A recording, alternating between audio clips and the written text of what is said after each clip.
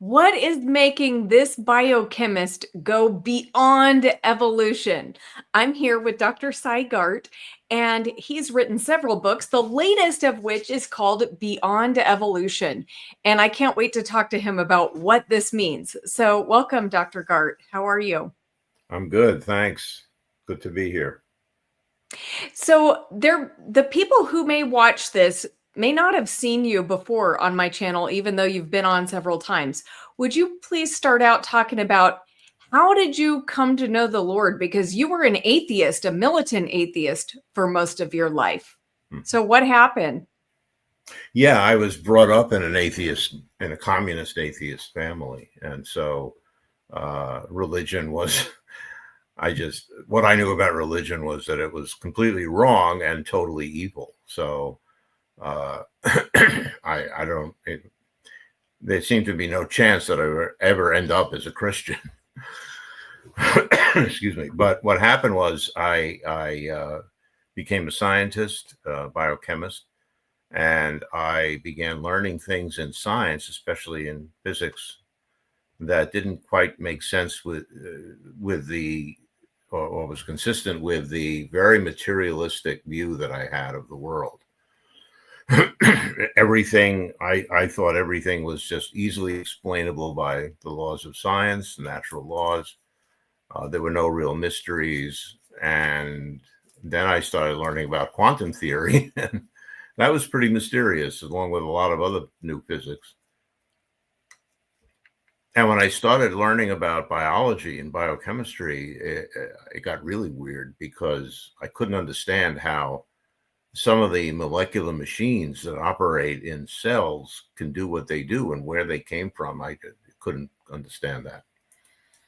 But what all of that questioning and doubt basically just opened my mind for the appearance of the Holy Spirit, which had mercy on me. And I talk about this in my first book. I'm not going to go into any detail, but in The Works of His Hands, my first book, I talk about how I was given the mercy, the grace of several dreams, and especially one waking experience that after many years, decades, finally brought me to confess my faith in Jesus Christ. And I've been a Christian ever since then.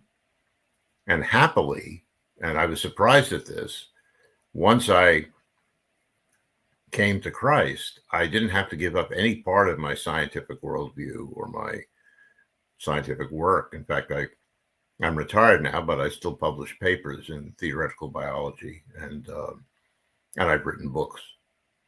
So my main purpose now is to combat the very terrible myth that science and faith are enemies or opponents, and you can't have both.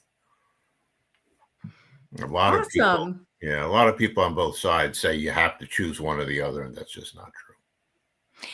Yeah, and you were talking about how the things that you saw as you studied science were part of what led you to God. Mm-hmm. So, a lot of people look at things in biology and they say, well, just because we can't explain it yet doesn't mean that God needed to be Right. involved. Right. What's your response to that? Well, yeah, that's the idea of the God of the gaps, which is that if you can't explain something, you just say that God did it. I never do that. And in fact, very few people do. Excuse me. The whole idea of God of the gaps is very, very ancient. The example you usually hear is people used to think that thunder was the gods bowling, and now we know what it is. Yeah, that changed hundreds of years ago. And natural science actually developed in a Christian context. All the original scientists were Christians, all of them. And they were devout Christians. They wrote just as much about theology as they did about science. And, that includes Louis Pasteur and Michael Faraday and James Clerk Maxwell, and on and on and on. Robert Boyle, founders of all the different modern sciences, were all devout Christians. Why? because in Christianity, the view is that this is a lawful universe created by a lawful caretaker, a lawgiver. And they wanted to understand, how does this place work?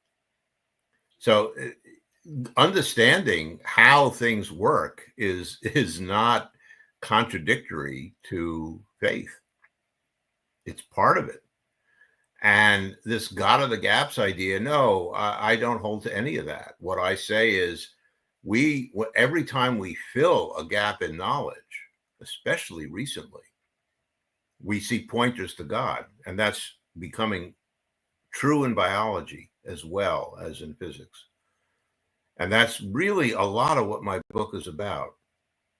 I do mention that we can rule out lots of so-called natural explanations, but that's just because we don't know all the science that there is to know. The science that we have today is going to be outdated in 10 years. In 100 years, people will look back and laugh at us, just like we look back 100 years ago and laugh at them. Science is always changing. It's always improving. And eventually there may be a theory that comes along that will explain all the mysteries we now have, like the origin of life, consciousness, all these things I talk about in the book. But I believe, and this is just a matter of faith, I don't have any evidence for it, but I believe that when we do get those new theories, they will also point to a creator in a way that, in the same way that a lot of previous theories in physics point to something beyond, the materialistic world. And what are the things that you've noticed in biology that it's not that you're doing God of the gaps, it's that those things in biology are pointing to the creator? Right. So one of the things I bring out in the book, I think is one of the most important things, is that there are certain ideas that have been banished from all of science for a long time. And in many cases, that's correct. So I'm talking about purpose and agency. And the thing I always say is that, volcanoes don't get up one day and say, boy, I'm in a bad mood, I think I'm going to erupt. And they decide to erupt, and then they do it. No. Everything in physics, geology, chemistry only happens because of laws that we know that are followed by all of matter. Biology is not that way. In biology, there really is purpose, agency, and something else, which I'll get into, which is cognition. And this is all new stuff. There was a book published 2 years ago by MIT Press. The editors, there's like 6 editors and 18 authors of chapters. None of them that I know of are Christians. They're all mainstream scientists. And the book was titled Evolution on Purpose. That is a revolutionary title. Just the title itself shows how far things have changed in just a few years. And if you look through that book, the chapters are amazing. You learn things that could never have been published 10 years ago or even 5 years ago. So what we're now finding is that all of life, including bacteria, little single cells, do things with a purpose. And they have cognition. They can sense their surroundings. They can communicate with others. They can remember things that happened and act accordingly. This is all done by experiments in laboratories. This is not some woo stuff that some crazy people have thought up. These are mainstream scientists. Very good ones, by the way. And what's clear now is that life is far more amazing than we even thought a few years ago. And so that's one of the main cores of the book, is to bring that material out, because it has not really hit the public. It's known by a few scientists. Many people don't like it. There are still many biologists who think this is all terrible and it's wrong and it goes against science. That's okay. That's true for every new development. But very little of it has gotten out to the mainstream public.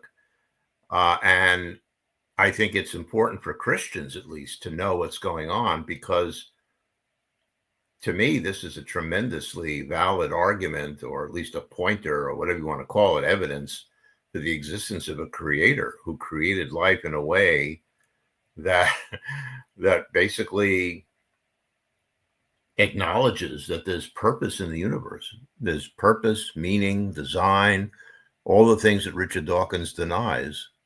He's wrong. It's all here in all of life. And so what is it about purpose that is concerning for a lot of scientists? Yeah, I mean, they weren't wrong, because, when Aristotle had his final cause, that's where teleology comes from. It was that things happen because there's a reason, there's a purpose for something to happen, which is true in human life. But that concept, if it carried over into physics, it kind of ruined everything. Okay, because a rock rolls down the hill because of gravity. That's it. It doesn't have any purpose to do that. Nothing inanimate has any purpose.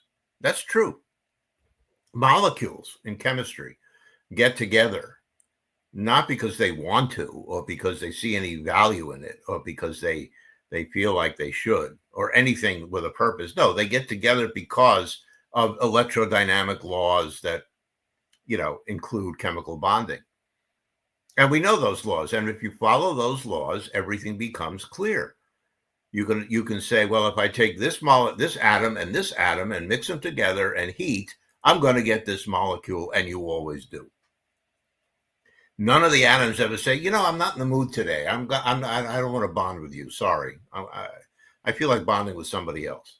That doesn't happen. But in life. So are you saying that if life was all just chemistry and physics, there would be no such thing as purpose and intention? Well, what I'm saying even goes further than that. I'm saying if life is only based on chemistry and physics, there wouldn't be life. Because you don't get life from that. And you're right. You can't get purpose from chemistry because there is no purpose in chemistry. You can't get chemistry from physics. I mean, you can't get purpose from physics because there's no purpose in physics. So where does it come from? So there's something missing, basically, in our understanding of life. Not just something, a huge thing is missing. And it's not evolution. Now, here's where by the way, I've already seen on Facebook, this book is very controversial. My first book was a little controversial for some people and not others. Second book wasn't very controversial at all. This one is getting everybody upset. Because the other main point I'm making, and that's where the title comes from, Beyond Evolution, is that evolution is not the main thing going on in biology. It's a side product of something else, which is even more important and much more mysterious. So we'll get to that in a minute. But yeah, I'm forgetting what your question was. I may have strayed off the topic. Do you remember? No. So go on to what you were going to say. Okay. Yeah. So the other main theme of the book is about evolution. And it dawned on me at some point fairly recently while I was writing it that it's really ridiculous that within the church we have all this divisiveness because of evolution. There are people who say, if you believe in evolution, you're not really a Christian because it goes against the Bible. And on the other side, you have people who say, if you don't agree with evolution, you're an idiot. You hate science. You don't know anything. They're both wrong. Both sides are wrong. And the reason for that, part of the reason for that, is that on both those extreme sides, people are not really understanding what evolution says. There's nothing anti-biblical about evolution. There's nothing anti-Christian or anti-religious about evolution. And on the other side, evolution doesn't explain everything they think it does. So the people who say, well, evolution explains everything. It explains human consciousness, explains morality, it explains creativity, music, art, all the things that make humans special. Yeah, it's all evolution. That's nonsense. That's just absolutely unscientific. There's no evidence for any of that. The evidence that there is incredibly weak. It's very shaky. So that's wrong. And when people say evolution is anti-biblical, well, it depends how you define biblical. I mean, yes, God created life, but it doesn't say how God created life anywhere in Genesis or in the book of Job, which also talks about life. So, and Yeah. in fact, one of the points I make in the book is that the real show is not evolution. The real thing that makes biology special, that really comes into the creation of life, is the ability of every living organism, every cell and every other organism, to make an accurate replica of itself, to self-replicate. And what that means is that every goat gives birth to a goat, every cow gives birth to a cow, etc., all the way in everywhere. No animal gives birth to another animal. That's not evolution. That never happens. And the statement in Genesis 1, each according to its kind, is basically a statement of very accurate inheritance. And it's correct. And I think that indicates, and that statement is repeated 20 times in Genesis 1. Each according to its kind, each according to its kind, each according to its various kinds.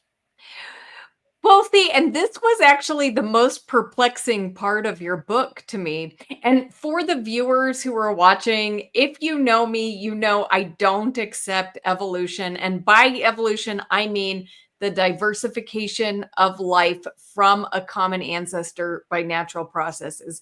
I don't accept that. Okay. So, but when I was reading your book, I was really surprised that you emphasized that thing about the kinds, and in the Bible about God creating things after their own kind. And then you brought up the truth that you just said, that nothing ever gives birth to you know something of a different kind.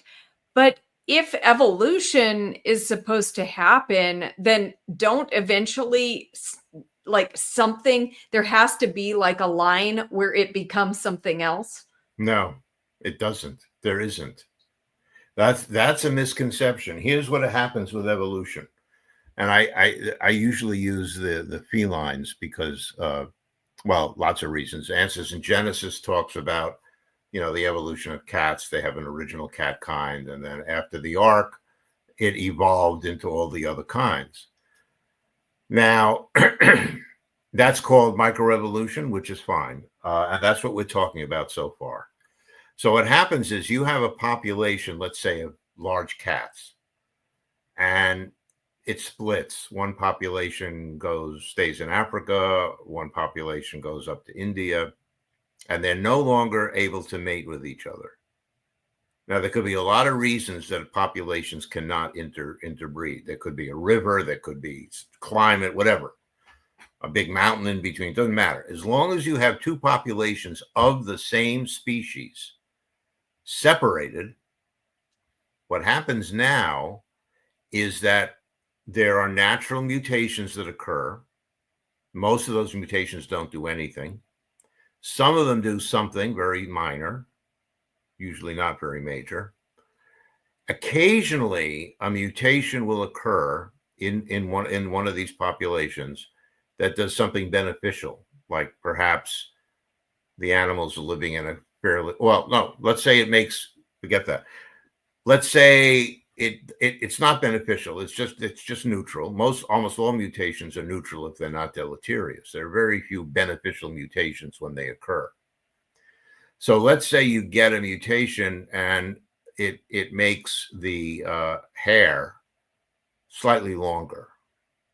So that animal is now going to pass down that trait to its offspring. It's not a different species, it just has a little bit longer hair. And there's always variation. I mean, we all look different, right? So that animal has slightly longer hair, and so do all of its descendants. And now something happens. There's a climate change. The weather gets colder. That small group of animals who had slightly longer hair live a little bit longer because they're resistant to the cold. And they begin to spread through the population because they have a selective advantage. It takes a long time, but eventually that population now all has slightly longer hair. Now, you wouldn't call that a new species because longer hair, shorter hair, it's just a variation. But if the other population, which has split from them, now they have a random mutation, which doesn't have anything to do with anything. It just happens all the time that we get random mutations. And that mutation causes the skin to have stripes of some kind, different color stripes. And just by normal processes, which we know about, it happens that mutation gets spread quickly, and it doesn't cause any advantage. It just spreads. And now, it's after many generations, the whole population has stripes. So now you have two populations, same species. They can still interbreed if they got together, but one of them has longer hair and the other one has stripes. This keeps happening. And eventually, there's some mutations that are they're done in a way that if the two animals did get together, they could no longer interbreed because one of them now looks like a lion and the other one looks like a tiger. One of them is a lion and the other one is a tiger. And by one, I mean the whole population. Evolution occurs only in populations, never in individuals. It's a population phenomenon. The definition of evolution is a change in the allele frequency. Allele is the kind of gene that causes, a mutation that causes these things in a population over time. That's the scientific definition of evolution. And that happens whenever you take two populations or three populations, lots of populations, and separate them so they can't interbreed. And eventually, sometimes this doesn't even happen through natural selection. Sometimes it just happens by what's called neutral drift. Just natural mutations are different in two places, and you get two different populations because they're interbreeding with themselves, but not with the other population. So they don't mix. And then you end up with two species. And that's why those two species have a common ancestor, which was the first population before they split. That's their common ancestor. So the lions and the tigers and the cheetahs and the pussycats and all the other felines had a common ancestor, which could have been the one that came off the ark. That's perfectly fine. But the question is, can the lion eventually become a flower? No, never. Okay. So, but I mean, that's kind of what evolution is saying. Because no, never. I would agree, right, in your definition of changes in allele frequencies over time. But the example you're giving is different kinds of cats. But if we're talking about evolution from a single, common ancestor, then we have to be able to make, very big changes that are right. So how are you proposing that that happens if you're saying it could never be that a lion could become a flower? Well, a lion becoming a flower is impossible because that's nothing ever becomes anything else. So that's the first thing. But you don't, a lion, the only way a lion could be, no, I mean, it's just the only way Well, I think it's ridiculous too, and that's why I don't believe in no evolution. evolutionist would say that. Well, That's they somebody won't made that because up.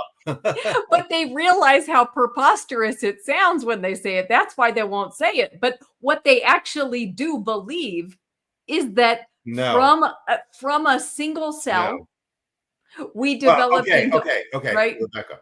Yep. Yes, you started with a single cell, but while you're splitting into various branches, the branches don't turn into each other. You have to follow a branch. Okay. So in other words, it's easier to draw this, but you have let's say you have a single cell, which then evolves into two types of cells, again, because they split.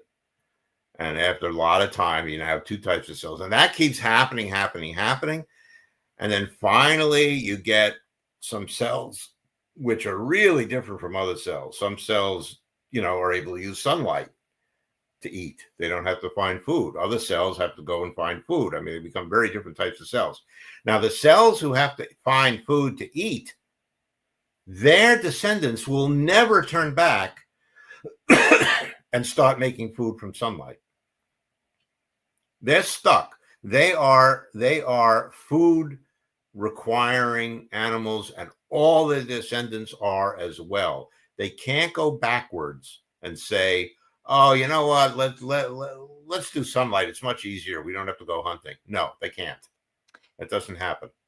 But that's the thing is that they had to do that to get, you know better than I do how complicated photosynthesis Oh is. yeah. So at one time, they were able to acquire food without photosynthesis. Yes. So at And one others, time, they had to make the jump to photosynthesis. okay, when you say they, you're talking about a one branch. Okay, it's not the whole group. It's like one part of it.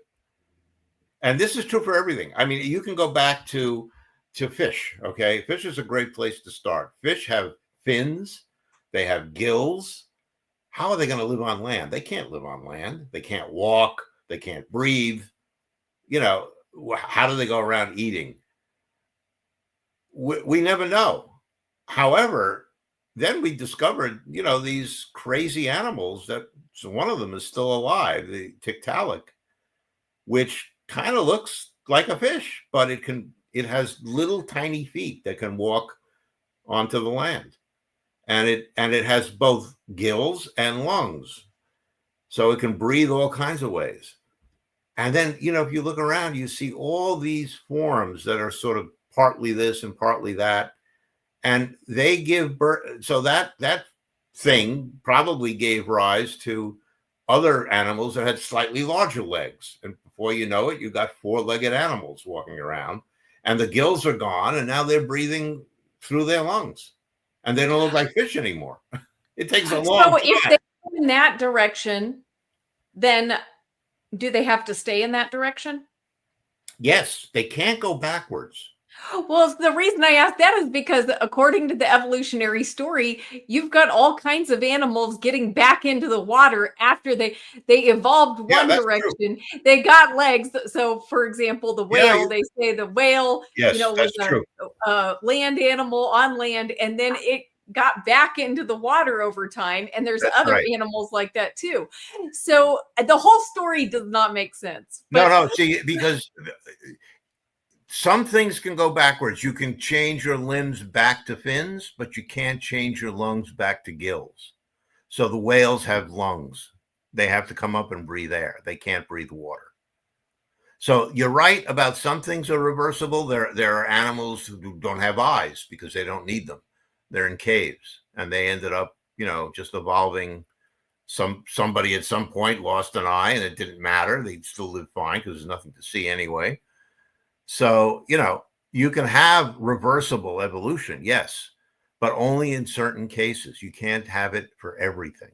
So you can't, in other words, an animal can never become a plant or vice versa. Once you're on the pathway of plants, you stay a plant. Now, once you're on the pathway to animals, you stay animal.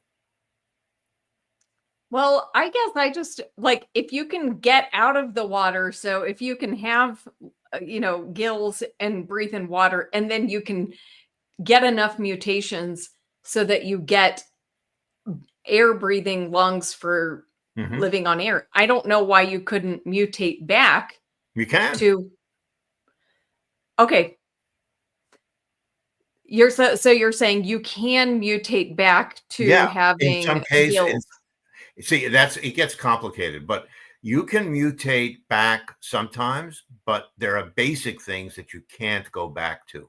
It takes too much mutation to get back. For example, this is why a lion can't be a flower. The number of mutations would be in the billions. I can't even imagine. Yeah, well, I agree with that, but I think it's just as ridiculous to say that a single cell could eventually become a flower because you also need billions of mutations. No, a single cell never becomes a flower. Eventually, but you're saying eventually over time, it takes that pathway and it has to collect millions or billions of mutations in order to be able From the to. original cell, yes, but Right. it's not that one cell that gets those mutations. That cell has already gone through a process where it's now, for example, it's multicellular. It's not living by itself. It's part of a plant. It's part of a green photosynthetic macroscopic organism that we can see with the naked eye. It's not tiny. It's a big thing. And by the way, flowers are very recent. Flowers occurred, in geologic time. A few, several million years ago, or maybe 100 million. I don't remember the exact. But flowers are a recent thing, and they're a big deal because they co-evolved with insects that use the flowers to eat and to reproduce the flowers. So it's an amazing story. It's too much to go into now, but my head is Well, and this is the thing, like for those watching, one of the things that Sai is passionate about is helping Christians to be united, even if they disagree on right, this. right. And I'm passionate about that too. So maybe we should talk about that because we clearly have a difference, strong difference in what we believe about evolution. And so for me, this is such an important topic that I have another channel called Examining Origins, where I am on the attack fighting against evolution. And I want people to know evolution's false. That being said, Cy Garte is a very good friend of mine. I adore him. And, so his difference of opinion with me, even on this topic that I feel very strongly about, doesn't have to be a unity breaker for Christians because we still, love each other and we're unified, even though we have a strong disagreement. Right. And that's the other part that I'm stressing in the book is that I realized what harm does it do to anyone, anyone's viewpoint on evolution. In other words, if I walk into a church and I start praying with the people there, and it's a beautiful service, we're singing hymns that bring me to tears. The pastor gives an incredible sermon about how Jesus saved us. We're all together. We're all united in this. Now, if somebody says evolution is true, no, it's not, it's false, and a big fight ensues, what's the purpose of that? It doesn't affect anything in our lives. It doesn't cause harm. I mean, physical harm to people. It should not cause emotional harm. There's no point in arguing about it. And and I think a lot of the reason it's so divisive right now is because the whole culture is divisive. We have so many Oh God, so many issues that people are fighting about. And some of those are important. I mean, they really affect people's lives. I mean, there are lots of issues in politics and culture that are very difficult. Evolution should not be one of them. It doesn't matter.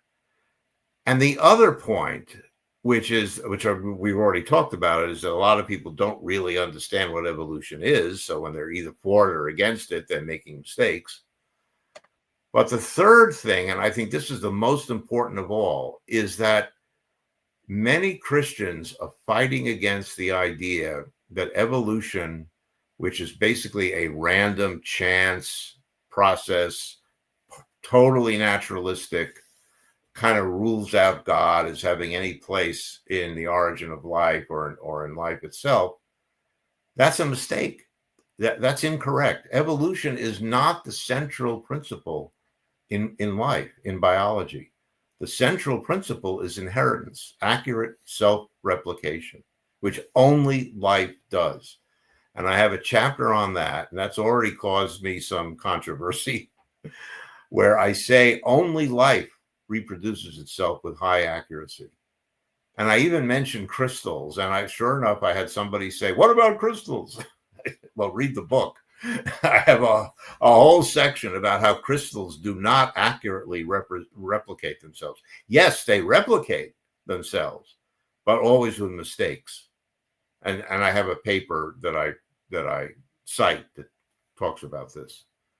So what I'm saying here is that the most important central principle in biology is accurate self-replication. And here's the thing: accurate self-replication is required for evolution to work. And I actually published my own paper on that. It's a mainstream biological science paper, which proves pretty much that if you don't have accurate self-replication to a certain threshold, you can't get evolution. And I'm not the first one to show this. It's been shown by other people in the past. I have a slightly different approach.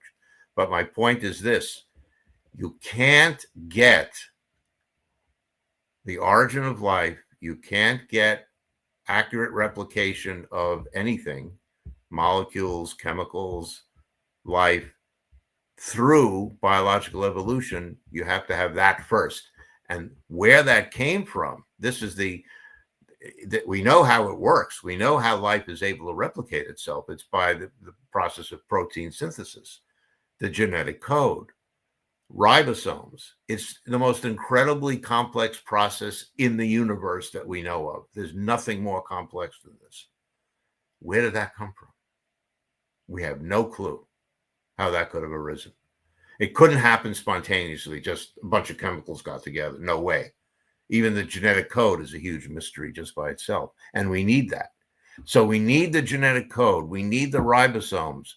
We need the messenger RNA. We need all these amazing enzymes. And I talk about this in the book, and the appendix has all the details. We need all of that before we can even think about evolution as real. Once we have all that and evolution is real, then we can get all the other stuff. Now, this drives a lot of people crazy. These are the people who think that everything is easily explained by evolution. It's not. You can't explain the origin of life and the origin of protein synthesis through evolution. And I'm not just the only one saying that. A lot of mainstream atheistic scientists have said, yes, that's correct. It's a biological fact. So that's why I'm saying, why are we arguing about evolution? It's minor, it's trivial, it's not important. Well, to me, I can tell you why I argue about it, because I'm spending a great deal of my time and energy on this. I know. And there is a reason. And the reason is because I think it's false.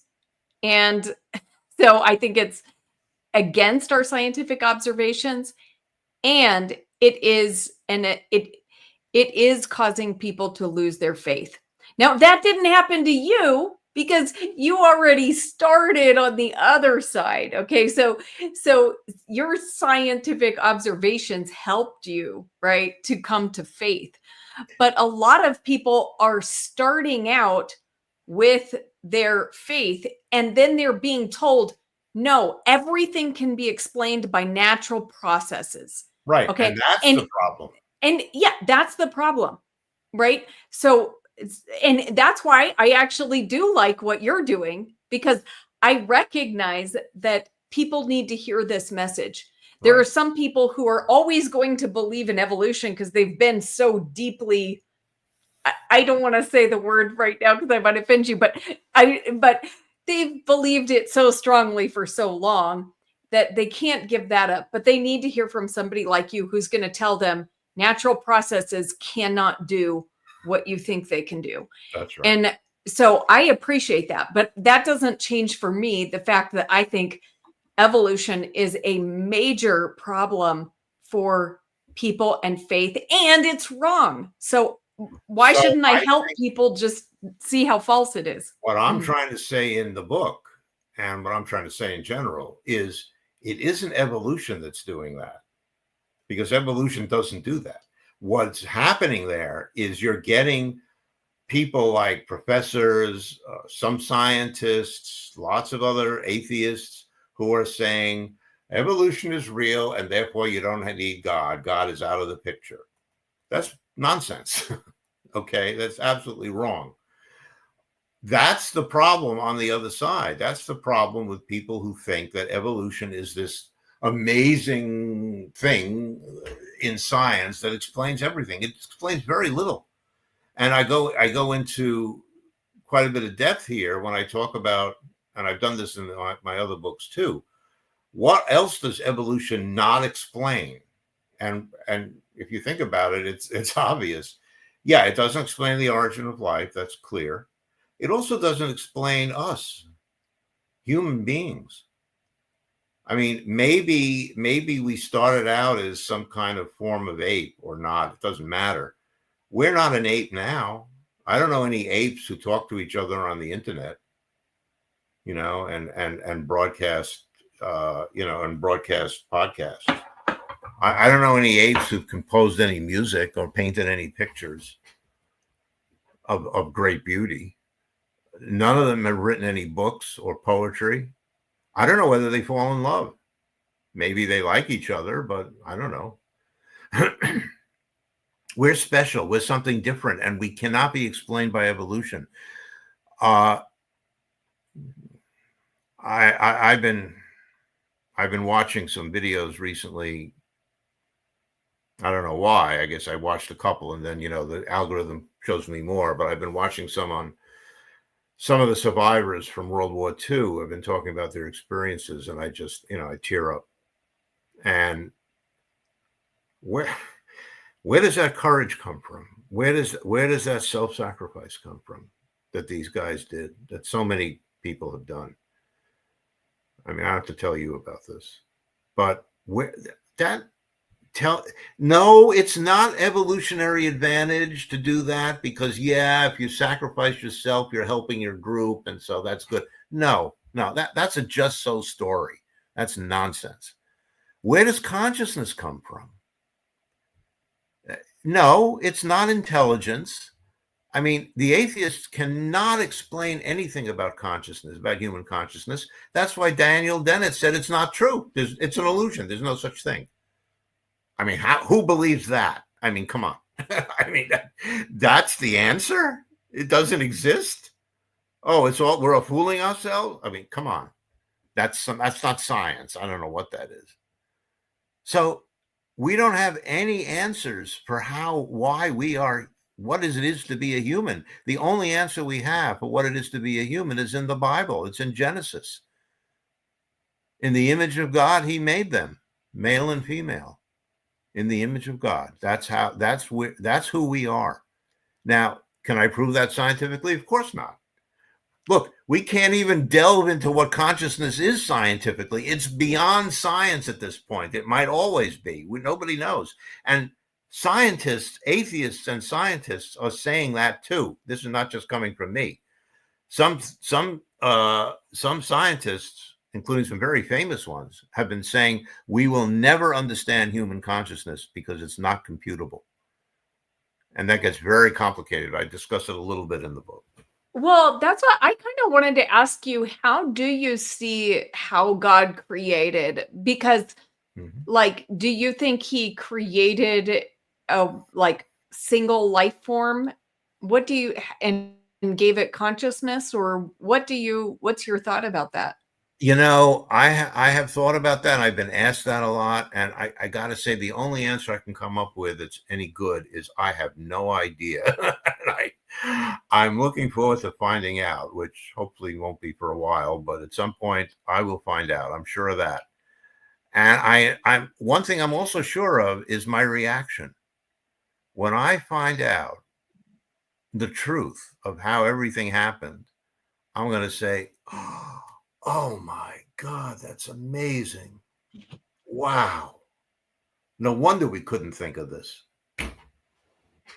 Now, now you said God didn't tell us how he did it, but when I read the Genesis story, it sounds like he did tell us that he, basically spoke the creation into existence. Yeah. He created each according to its own kind. So, like, what would stop you from actually believing that God just created the animals and plants and everything in a few days? Well, I mean, and here's I mean, I sometimes I get into trouble from everybody. I get into trouble from You're not gonna get in creationists. I get trouble into here, trouble okay? from scientists. So, but I don't care. I'm old. I don't care. I'm not. I'm retired. Nobody can do anything to me. So anyway, what I think is that I would like to know more specifics about how God created. I would like to know that missing law. I think there is a missing law in biology, a missing theory, something we don't know yet. We don't have any idea about. I think it might have something to do with purpose and agency, and I don't know what it is. I mean, somebody really smart is going to have to come up with this, like Einstein did with relativity, or Heisenberg did with quantum theory. I mean, that ain't me.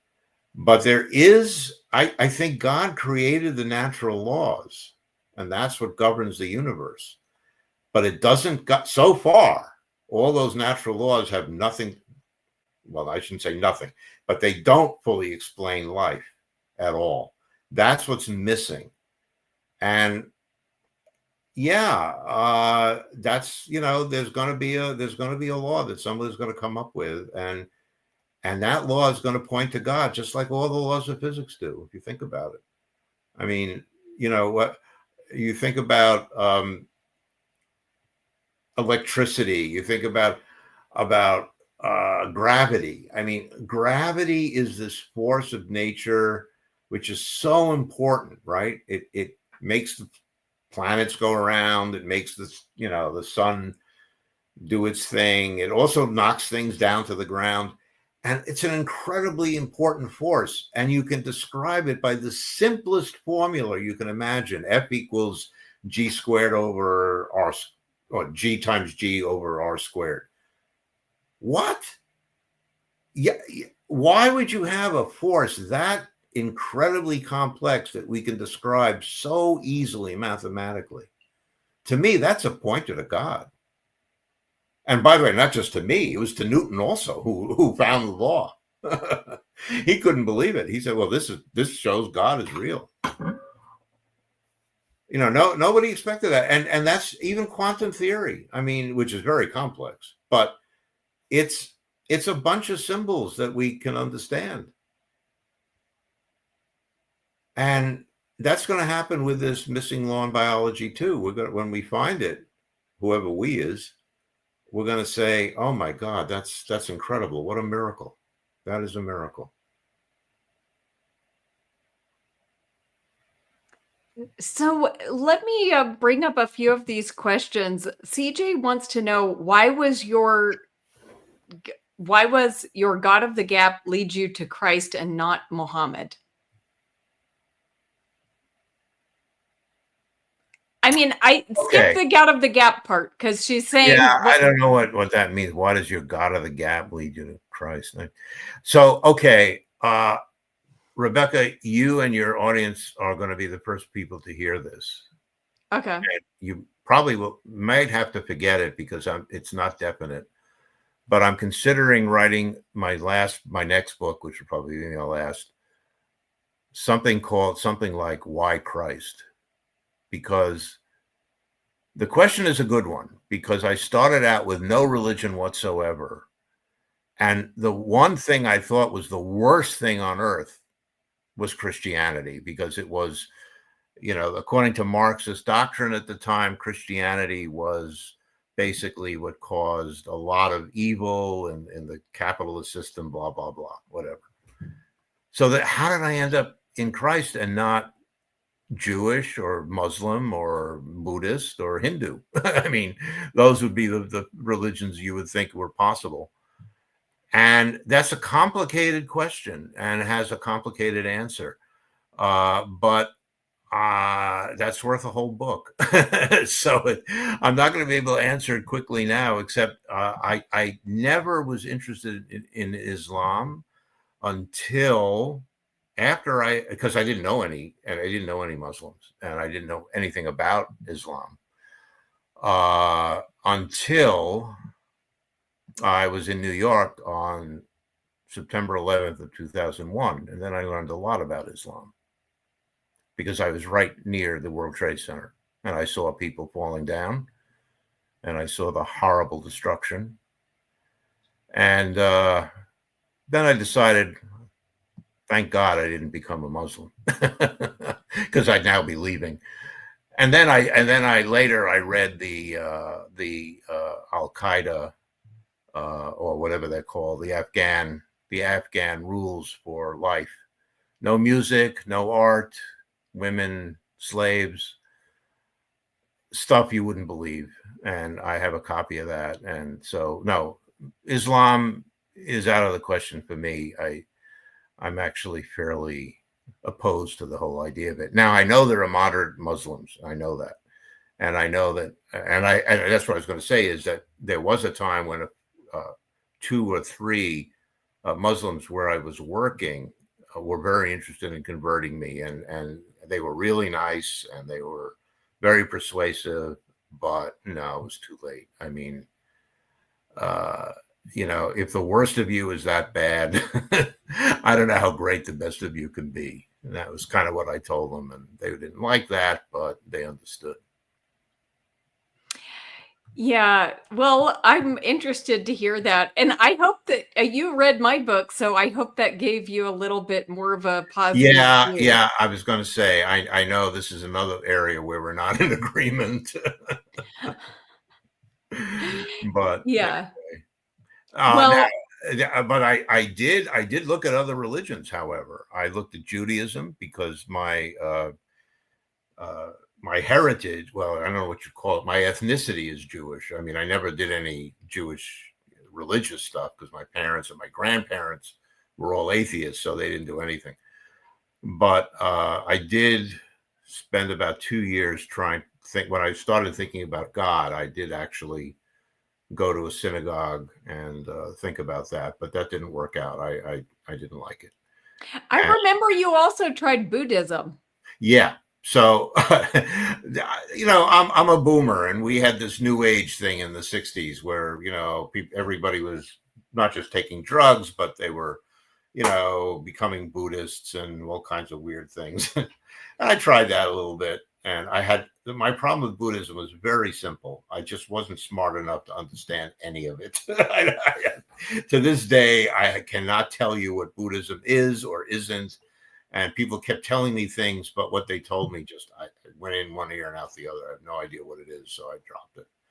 And I did other things. I did what transcendental meditation. I don't know if anyone's heard of that. That's probably gone away by now, but it was a big thing for a while. And I did that, and that was nice. Felt good. But Christ is different, and it's not just another religion. And when I hear people say there are 3,000 gods, yeah, there aren't 3,000 gods. I mean, there used to be 3,000 gods, but not anymore. Now there's a few. And I would never be anything that was not monotheistic. So Hinduism is out. And Christ it's just different. Christianity is different. What Christianity has, for example, that Judaism doesn't have, is it has a figure. It has a figure of God who came to earth and taught us, showed us, and sacrificed himself for our salvation. And this presents a God who is good, kind, fatherly, protective. I like that. And then, of course, I had direct experiences with Christ, as many people do once you start thinking about it. Awesome. Well, I look forward to that book. We'll Oh, have to God, have I shouldn't another say anything. talk when Why Christ comes out. It might not see the light of day. Who knows? Okay, well, we have some hello. Hi, Brandon. Good to see you. And Titan Uranus wanted to say, I don't normally mention other channels in side chats, but Dr. Garte was on in Time Independent News a bit in 2020 with the pandemic. Yeah. Please tell him hi from me. Yes, I was in Time, and I forgot the name of the host. Oh, Nick. Nick. I forgot his name. Yeah, and he's still active. And yeah, I was on several times talking about the virus, and I don't know if we talked about the vaccine. That may have been before that, but yeah, it's a good. Now, sorry, go ahead. It's a good show. I mean, he's a very smart guy. Not a Christian. He's an atheist, but that's all right. Smart guy. Now, CJ wants to know, who do you think causes the mutations? Does God? Well, I mean, mutations are something that occur kind of naturally. You don't need anybody to cause it. And the reason they occur is because during the replication process of DNA has to be replicated, and it's very, very accurate, but it's not 100% accurate. It's like 99.99% accurate, which is pretty good. But since there are so many bases that have, and the stretch of DNA is so huge, a 0.001% error will cause lots of mistakes in the replication process. So you get mutations all the time, just naturally because there's mistakes happen. I mean, that's just natural. So you don't need God to cause a mutation. No. So do you think God started everything out and then he didn't interfere with the process? I don't know. No, I don't think so. And I don't know that. And one of the reasons I don't think so is because it's something that you said before, Rebecca, that there are some aspects, I think you said this, there's some aspects of evolution, of macroevolution, which are hard to explain. And I think that is true. There are some huge changes that occurred fairly quickly, and we don't know how that could have happened. In some cases we do, but in other cases we don't. So I don't know. Did God step in and do a miracle and allow something to happen? I wouldn't rule that out because I'm a believer and I believe in miracles. So that's possible, but I don't think he does it regularly, and I don't know why. I mean, I don't know why God would allow evolution to be the main way we get where we are, because it took so long and it's not the easiest process. But I don't know. These are things I don't know, but hope to find out sometime. Yeah. Well, that's all the questions, but what do you hope that people are going to get when they read this book? What do you want people to gain from it? Great question. First of all, I would love to see a really sharp toning down in the evolution debate. And I agree with what you said, Rebecca. It's perfectly fine to disagree. There have been disagreements in the church from the very beginning. Just look at Acts chapter 5. Chapter 15. where, should new Christians who are coming from Greek background or Gentile background, should they have to get circumcised and follow dietary laws? Most of the apostles said yes, but Paul and Peter said no, because nobody wants to do that. So we're not going to have any followers. And they were right. And so there was a compromise. James was basically, running the compromise, and he said, why don't we do this? We'll skip all the dietary. We'll just say you can't eat meat sacrificed to idols.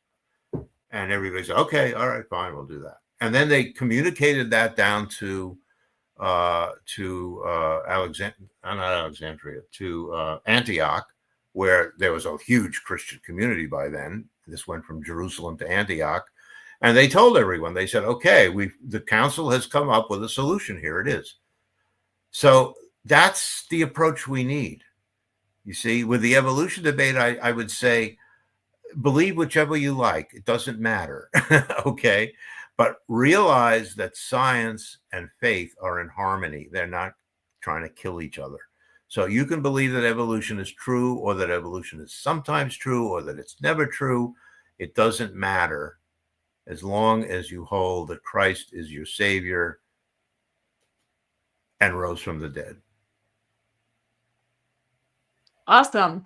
And then what would you say, how do you hope, like, for those people who believe that it was all natural processes, they don't believe in God, but what do you hope that they could get from the book? I hope that's a good question too. I hope what they get is that their idea of biology is outdated. It's that simple. And this book is a little early, and that's why I'm already getting pushback from those people. I got a lot of it today. They're saying, oh, whatever, this is not true. Yeah, because they don't know the literature. They're not reading the literature. And people who are not scientists certainly don't know this, whether they're Christians or atheists or whatever. There's no way they would know, because they're definitely not reading the literature. And this has not yet hit the public. This book is one of the very first books, and I'm sure there are many more to come, probably still about to come out, that are going to be talking about this from Christians. And eventually we will, everyone will say, oh yeah, we know that. That's old news. But I wanted to get it out as soon as possible. So those people, I would say, look, don't argue with me. This book is full of references. Every chapter has at least 20 references to the literature, to mainstream scientific text. I don't say anything like, oh, bacteria have memory, without a reference to it. Okay. And the reference is not some nutcase Christian. The reference is to a scientist in a laboratory who has published their results with peer review. So these references make the case. Don't listen to me. I'm just presenting you what has been found, and with good references to back it up. So that's what I would tell them. In fact, I already told one of them today. And that main thing that you're telling them is that evolution, the processes that we attribute to evolution, are not sufficient for producing what we see. Yes. Let me tell you one last thing about this. There is a new field of evolutionary science called cognition-based evolution, which is crazy, because what it says is that there are organisms, single cells and other organisms, that actually decide what they're going to do to evolve, which direction. That is such heresy. Even saying it makes me tremble. You couldn't say anything like that 2 years ago. You'd be just thrown out. Now it's being published. That's huge.